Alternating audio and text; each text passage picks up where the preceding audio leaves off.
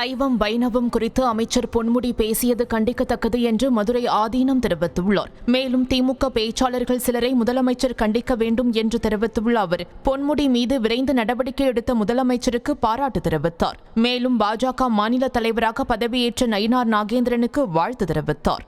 அமைச்சர் பொன்முடி சைவ வைணவங்களை பத்தி இழிவா பேசியிருக்காரு. அதோட உங்க கருத்து? அமைச்சரா இருக்கிறவங்க எல்லா சமயத்தையும் பிடிச்சிருக்கோ பிடிக்கலையோ, ஒரு சமயத்தையும் உயர்த்தி படிக்கிறது, ஒரு சமயத்தை இழிவா பேசுறது, அது ஒரு வாடிக்கையாகவே போய்விட்டது. அதனால அது முதல்வர் கண்டிக்கணும். எல்லாரையும் கூட்டி வச்சு சமய பிரச்சாரகரை, அதாவது திராவிட முன்னேற்ற கழக பேச்சாளர்கள் சில பேரை கூட சில பேரையும் கண்டிக்கணும். என்ன அதில் ஒரு கிருஷ்ணமூர்த்தின்னு ஒருத்தர் பேசிக்கிட்டே இருக்கார். முதல்வர் கவனத்துக்கு அதை கொண்டு வரேன். அதனால் பெரியவங்க சின்னவங்க இந்த மரியாதை இல்லாமல் பேசக்கூடாது. முதல்வர் அவர்கள் அதை கண்டிக்கணும்.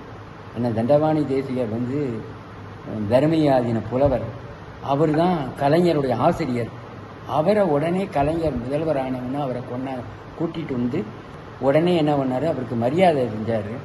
என்ன அது மட்டுமல்ல, செம்மொழி மகாநாட்டில் கோயம்புத்தூரில் குமரகுருவரர் உடைய படத்தை கலைஞர் வெளியிட்டார். அப்போனா அவர் சைவ சமயத்தின் மீது எவ்வளவு ஈடுபாடாக இருந்திருக்காரு, திருமுறை மீது ஈடுபாடாக இருந்திருக்காரு. எங்கேயும் தேவார உதவாமூர்த்தி பாராட்டுவார்.